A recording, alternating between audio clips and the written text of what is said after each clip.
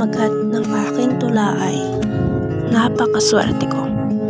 Napakaswerte ko simula nung dumating ka sa buhay ko. Ikaw ang dahilan sa pagbabago ng aking buhay. Ikaw rin ang dahilan kung bakit nakaramdam muli ako ng saya. Ang akala ko noon ay hindi na ako magmamahal pang muli. Nung ikaw ay nagpakilala, malakas ang aking pakiramdam na ikaw ang makakasama ko sa habang buhay. Hindi ako makapaniwala na habang tayo ay nagtatagal, mas napapasabi kong napakaswerte ko sa'yo.